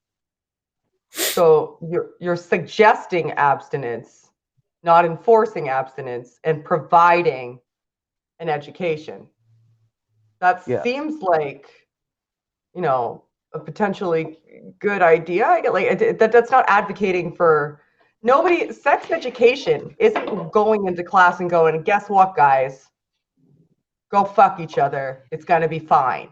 It's saying these are the No. repercussions. You guys are probably No, Yeah, I mean, there's a pretty good chance that a few of there's you are probably gonna fuck each other. Maybe you should be armed with all of the information required to ensure that you're doing it safely and entering it into it Yeah. with the knowledge of what the repercussions are and understanding the things that are going to happen to your body, so you're not confused or concerned if things don't go the way that you anticipated, or emotionally distressed, and understand how things work and understand what the full repercussions are and how to use different contraceptions and how to use them effectively. We were not suggesting that you do. Abstinence is the only way to fully prevent STDs and pregnancy. However, we're humans. So yeah, and they And it and feels these, good. these comprehensive sex education programs like are successful to a degree, compared over to, you know, any place that teaches abstinence only. I mean, there's more than enough records that studies that show this. That's the kind of position that we should be taking. Better Yeah. education is always the best way to go. And I need to get to. I need to get to. I'm sorry, Saka. Let me just say this real quick. I need to get to super chats because there's a lot of them and there's a lot of questions for you guys. So sure. Saka, Is go ahead and, there any chance I can make just one last statement? The position that I hold is is actually very similar to the position that Christopher Hitchens held when it came to this. Because what a lot of people don't realize is that Christopher Hitchens is more pro-life than pro-choice. But I'm gonna steal this from a friend of mine as he kind of wrote this up. But he wrote it up like this: that we ought to overhaul society such that abortion is no longer a social necessity and pregnancy is not a debilitating and encumbering condition. A complete reform of foster care, adoption, and removing the negative consequences of having to choose between pregnancy, career, or education, such that abortion is truly elective and non-coerced. At that point, or if anyone who is affluent enough to find themselves in that state now, that abortion is not morally justified. That's what my position is on this. Okay. Yes, there needs to be government involvement. There needs to be overhauling of a lot of different systems in place. But you don't do that through legislating it, making it illegal. You have to change the system that a lot of the native stigma, a lot of the native conditions that people associate with justifications for why one ought to get an abortion, to remove those. And you see that at that point in time, the only thing that you're left with is just the ethical choice. Sure. Let me say this. This was a fantastic discussion on everybody's part. I really appreciate everybody. Yes, it would have been really great to have a dumpster fire, but it's good to see that not everything turns into one. Not Yeah, everyone even with screaming matches. so let me get to the super chat. Go ahead. I was gonna say, we couldn't even turn an abortion debate into a dumpster fire. What is this show coming to? We can try. If you let it continue to the bodily Fire autonomy days are arguments, I think behind it would have. You know what? Hold on, it's because Hey, hold on. Let me say this. for You- defense if you of miss that, the dumpster you've got to fire go. part- You've got to go to the fact that Hold on one second. Get red- If you missed the watch- dumpster watch fire the part of the Reds. show, you need to go and follow me on Twitter because that's where you will get your fair share of dumpster fires 24/7 and on things that you don't really want dumpster fires on. Ask Shannon. Shannon, we have pretty I can't even talk about Twitter right now without crying. Okay. So Ryan Too Price bad.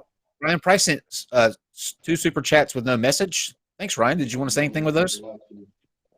YouTube gave me $2 to donate, so I gave them to you guys. Thank you. Aw. This Frito Sarabia says, women, don't forget you have the ability to give life and men will try to control you. Don't let them. God bless abortions. God bless America. Amen. Okay. God bless abortions. Pretty sure he's not going to do that. Pretty sure that's not on his. Pull it up. his thing. pretty sure he's not. Yeah, the ex The Hindu newest atheist. testament. If if by a law fathers cannot be forced to donate his organs to save his 8-year-old son, then by law a woman should not be forced to donate her uterus to a fetus. Bodily autonomy matters. And then the ex-Hindu atheist again says, pins or fetus both require consent. Or penis or fetus both require consent. It was pins and the little asterisk mark where the I is. Does YouTube really censor penis? Yes. Since Frito Sergio, men's a baby human. Where are their human rights? I think we answered that. So I think everybody did have a, sort of a different take on that, but you can go back and watch that. Since Frito Serbia, when does a woman spontaneously make a baby? If we're all atheists and not theists, where's the responsibility if we can express ourselves to make babies? I'm not sure what you're asking there. When does a woman spontaneously make a baby? I'm not sure that they spontaneously make babies. I'm pretty sure that's maybe they're pointing out like there's no such thing as immaculate conception. You know, we're atheists. We know there's no such thing as an immaculate conception. Women are doing it not by themselves, and thus all the responsibility shouldn't, you know, fall on us, which is, you know, another argument. Like when babies are born, if we're required to have them, the men should have requirements to assist us in raising them, and, you know, those sorts of things. Right. That's, I think, the type of argument that might be being brought up there. Yeah, I agree with the chat. Well, hashtag make penis great again. I can't believe YouTube censors that. Go ahead, Joe. Joe, were you saying? No, it was me. That was me, and I can't believe. I'm going to say the same thing. Stay the fuck out of my vagina. But I mean, Sure. Well, when it came down to when I sat there and I personally contemplated having an abortion or anything, I personally asked my boyfriend if he was okay with that, and his automatic response, which is one of the reasons why I fell in love with him, is because he said, "It's your body, it's your right to do whatever the hell you want with it. Yeah, it might be part mine, but they're living in you, so it's your decision."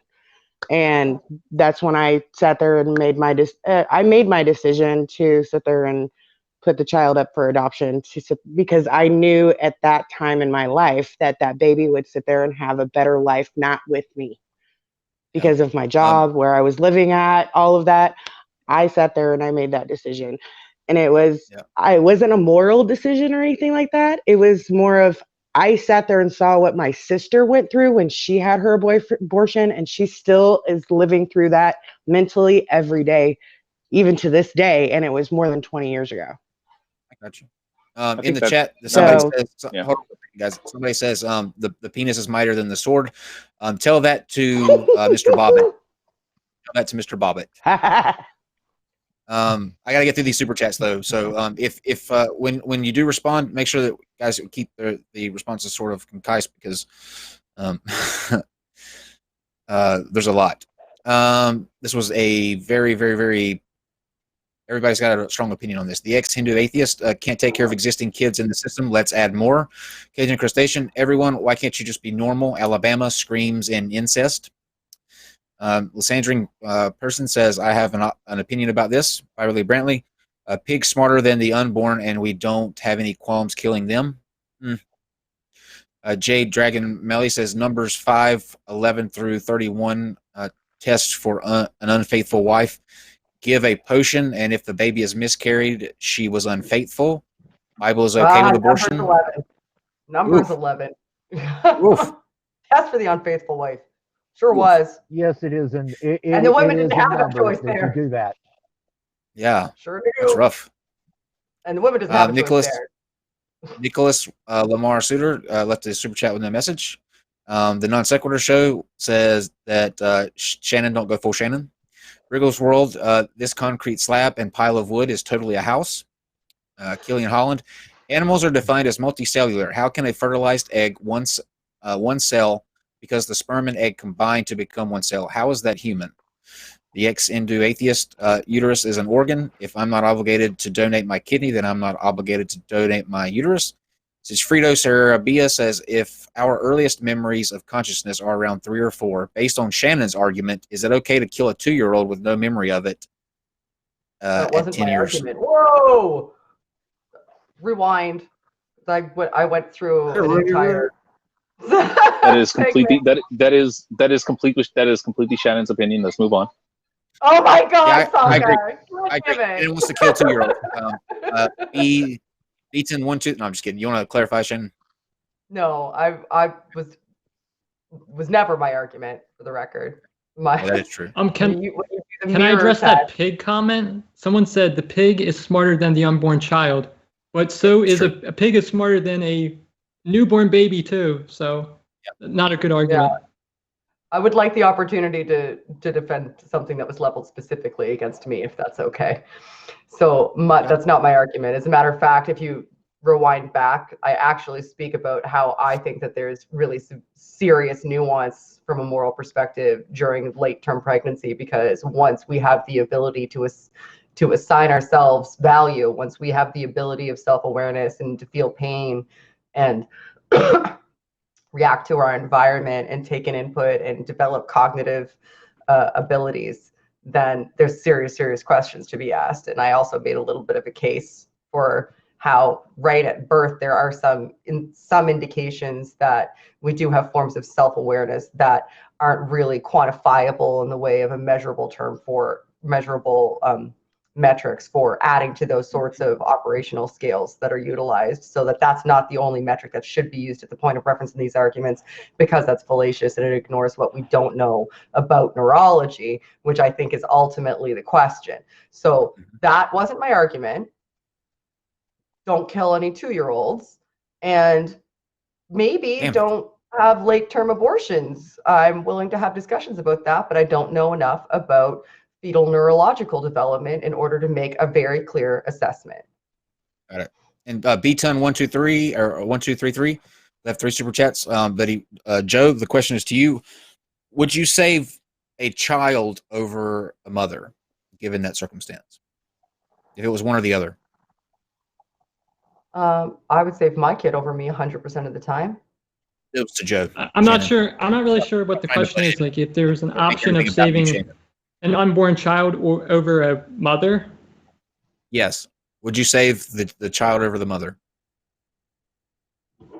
I don't think it's. Yeah, I do. That doesn't.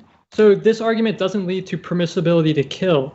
So it doesn't mean, like, if I were to save the mother over the child, it would not follow that it's permissible to kill the unborn child. Which one would you? Which one's life would you consider more important? If you had the choice, if the situation presented yourself where you could either save the child or the mother, which one would you choose? I mean, if you save the child, is it born now? Yeah. Like, I don't really understand that question. So now it's born? Why would you look? I don't think. I think it's. I would be morally indifferent between choosing. Here's the question. Okay, let's say that that an abortion would save the mother's life, but they could deliver the child, but it would kill the mother. What in that instance would you do? So it would save the child, right? So you can save the child. It would terminate it. I'd just be indifferent. Okay. All right, says Frito Serbia. I feel like the show imploded on itself on this. I feel like you must have been watching a different show, because this was a very, very civil discussion. If you think this show imploded on itself, let me show you to some links where you can really see the show implode on itself. Killian Holland, you're in a burning clinic and you need to make a choice: save a 5-year-old child or a tank containing 1,000 fertilized eggs. Which one do you choose, Joe? I would save the child. Okay. We also have a question to Joe: if it is life and human from conception, does accidental miscarriage count as manslaughter? No, because it's a miscarriage is a natural death. So that'd be like saying someone that has a heart attack is manslaughter. Not always. Okay. Hear how I had one of mine, because that's not the case. I exposed myself to Let me- something let that I me- knew I was allergic to because I was working at a job and I was afraid to lose my job if I didn't go into an area where they had an allergic reactant there. So I essentially rolled the dice, and I went into an area where they had stripped a floor with some sort of cleaner. I was 12, 13 weeks pregnant at the time. When I went in there, I had a really severe asthma attack, and I went in there knowing that that was a possibility, but I was a little bit nervous that I might, get in trouble if I didn't do the things that I was supposed to do for my job, and I needed my job. I was pregnant. I had a miscarriage. I had an asthma attack severe enough, and I had multiple sclerosis, and I didn't know that at the time, and severe autoimmune disorder. So I rolled the dice. That miscarriage took place because I put myself in a risky environment. I could have made the choice not to. Did I kill that baby? I don't know. I don't know if you did. If your actions did result in it. It did, 100%. Weren't my intentions. But it's important to That's note my what it was. position is not to jail women for abortion, so I'm not sure if it's really relevant. Yeah. You made that clear. It was Honestly, it seemed to go with the question. If abortion is used for contraception and frequently, are there grounds to consider abortion unethical and or immoral? I think we. Yes. Oh, yeah. Somebody had a message deleted. Translator Cranium. Imagine if pro-lifers channeled all their efforts into external gestation technology, artificial wombs could be a win for both sides. James Anderson left a super chat with no message. I just want to say I completely agree with that last one, by the way. Okay. Me Thank you too. both. Yeah. Thank you both to Cameron and James. Solomon 109, Kyle, tonight you had a good show. Thank you. What are you saying, Solomon, compared to any other night? S.J. Oh Thomason, no, I'm why looking forward to Friday. do we justify a mom's right to kill her baby? That's from That's S.J. a Anybody want to straw answer man that? and a half. Because until we come to the point that we actually understand that there are repercussions to all actions, that if you overturn Roe v. Wade, then there's a chance that the rape claims would get to a point that they would get out of control and overwhelm the courts. Well, there's I just want to actually. process that. Whoa, so you think that women, if you allow an exception for rape claims, that a bunch of women are going to make false accusations of rape in order to get abortions, enough so that it's going to overwhelm the court system? Well, the court system's already overwhelmed enough, but the point I'm making is that those cases would go up exponentially. Would you not agree? Exponentially? No. I think that if you look at the metric of women who have abortions and then overlap that against the women that would make false allegations against a partner, and then you'd need to you'd be looking for a very specific woman. You'd be looking for a woman who's got nefarious intent, is sexually promiscuous with partners that she doesn't personally care about, because obviously she wouldn't care if they went to jail, and uses abortion as a source of birth control. That's the very specific woman in this instance that you're looking for. I don't think there's enough of that specific woman that you're going to overwhelm the court system. And I don't think that's a valid argument really for either side to be of this debate, to be honest with you, because I think it's a bit fallacious and maybe not as well thought out as it potentially could be when you look at it from a statistical perspective. Okay. AC Castillo, men absolute have a say, but decision is ultimately the females. Morality of stem cell research as potentially saves more lives than a single cell. Yeah. What about stem cell research, Joe? What's your thoughts on that? Yeah, I would say that's immoral, because if that's a human being, you can't kill another human being for research purposes. I think the question is, let me ask you this. Let's say that since abortions are legal now anyway, and so you're able to use that abortion to save potentially hundreds of lives through stem cell research. Are you okay with stem cell research as it stands now, that abortion is legal? Oh, so because it's like a dead body and you're using the dead body? Is that what you're saying? Yeah. Are you okay with stem cell research now that abortion is legal now? So they're essentially taking that and turning it into things that can potentially save untold amount of lives. Are you okay with that? That's a good question. You could maybe make a utilitarian type of argument for it, but I would say, can we do this with dead bodies? Would you support like going into Sure. someone's grave? And We do. I would say We do. no. I would not We support that. do Donor. we do that already. It's There are called people who donors. donate their bodies to science. But All that's right. Yeah, because they're- you have consent. You have their consent, right? Well, We you would don't end have up the having the child's parents' consent. consent of the child. You would, The woman could give consent to give that child to research. Yes. So it'd be pretty much essentially the same thing, because I don't technically have the heart on my license that says I'm a donor, but my family could donate my body to science if I choose to. I'm a proud donor. So as a mom, I would sit there, and if that happened, I'd be like, yes, you use my child's body for research. Yeah. So you could do that with like a newborn child. If it died, you could donate its body. Yes. Absolutely. yes, my You wife can- and I you did can- Save it. another baby. My wife and I Yeah. did it. Yes. Okay, then that would be consistent with the law. So yeah, I guess that would probably be fine with that. Schrodinger's pussy. This was a really fun show. Kevin Mann says, why does everyone place value on life over death? How is existence better than non-existence? Why is the world we have created the better option? Can anyone prove this existence is the best option? Well, to answer that question, I think I'm pretty sound in saying that existence is better. I would rather exist than not exist, me personally. I don't. I agree with that. I wouldn't choose non-existence because I like being here. I like interacting with people, and the opposite of that is not doing it, and that doesn't make me very happy. But thank you for the super chat, nonetheless. Anyone have any last-minute thoughts before we close out? And take this opportunity to plug your channels if you have one, or where they can follow you on social media, find out more about you. Shannon, we'll start with you. If they don't know already, I imagine so, but where can they find more of you? Don't follow me on Twitter. It's worse than Kyle. But I'm Shan with I think _Q0 on Twitter. It's bad. It's really bad. But sometimes funny. Mostly it's bad. And I have a channel called Shannon Q.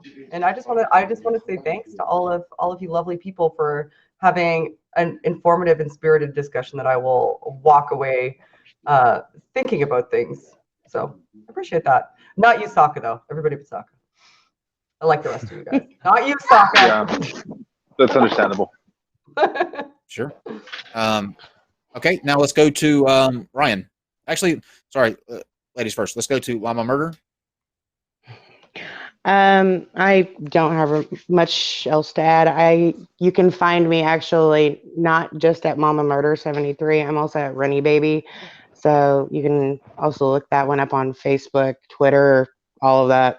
They're all the same name. I even do nails on Instagram. So, all right. Ryan. I have a YouTube channel just under Ryan Price. I have a few things under a playlist called Conversations with Ryan, which is pretty straightforward. And I also make music as Dr. Rog's Office, but that is going to be the end of that incarnation, and I'm making a new band right now, so it's going to have to be sometime in the future for you to find out about that project. Excellent. And I've seen a lot of his conversations. They're really good, so definitely check him out. Sock account. Thank you. I also do nails on Instagram. I knew it. But I knew it. no, I am just a long-time watcher of NonSequitur Show, Kyle and Steve, and everybody else. I do have a YouTube channel. I've got 2 videos on it. I put them up yesterday because I was just messing around. But I'm probably going to start putting up some more stuff there with the conversations I'm involved in. I will. And that's about it, yeah. Hey, there's nobody better at taking G-Man to task than Sock account. So if you Google Sock account and G-Man, you're in for a treat. Hey, guess the 2 videos I put up yesterday are about. G-Man! G-Man. Oh, no. You wished. I am You Wished. I have a YouTube channel. It's You Wished. I mostly hang out with Schrodinger's Pussy over with Jared on 82 Productions Friday night for the Veterans Talk Weekly. And you can pretty much find me there. Excellent. And Joe. I have nothing to plug. I will just say that we kind of just scratched the surface on this conversation, and I understand it's a very contentious debate, and it will get heated. So I forgive everyone that was heated towards me.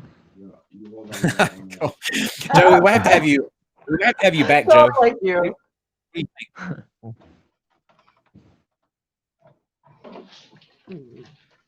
you want to come back sometime and dive deeper? Oh yeah, I would love to come back, and yeah, we didn't even get to like the main arguments for for supporting abortion. Cool. It's hard in this forum with so many people. You should come back and talk with just like one person or two people. Yeah. Yeah, I wanted to make a sure lot that of we people. we had everybody's view. And you know what? For as many people as we had in here, this went very well. Like I'm very happy with how everybody conducted themselves. And usually that's not the case. I remember last time we did a show with like 12 people, and it was just a dumpster inferno. I finally just threw my pen in the air, walked off, and went outside and smoked, and let everybody have at it. Kyle, you know your mistake. You know your mistake with that 12-man rhetoric was you had Red's rhetoric in here. Oh, Reds is the man, though. Right. Yes, Reds, Reds is the man. I look forward. Well, talk a high. Oh, sorry, Shannon. Yeah, if you ever want to have a conversation about where we derive values for things like human life, I'd love to have that type of conversation. It doesn't have value, so why would you ask? Full Kyle is being accomplished. You can catch me and Shannon. She'll be back. I assume she'll be back on Thursday, where we will be taking your calls and about anything that you like. And if we don't get sniped on Twitter first, I'm going to delete it. I think I'm so close to deleting it. So I don't want to because 5,000 followers on Twitter, and it just pisses me off. I know. I have almost 7. It doesn't. Oh my god, damn it! It just gets worse the more you have. So thank you guys for the chat. Thank you for joining us as always. We'll be back tomorrow with Dr. Alex Malpass and Jay Dyer. They're going to be having a conversation on the tag argument for the existence of God. That will be at 4 p.m. Eastern. And so make sure that you write that down because it is not at our usual 9 o'clock. For Janet Q and myself, have a good night. That should be a good debate. I hate you. Yeah, I'm really hoping to see how that turns out. Don't hate me. Non-stop.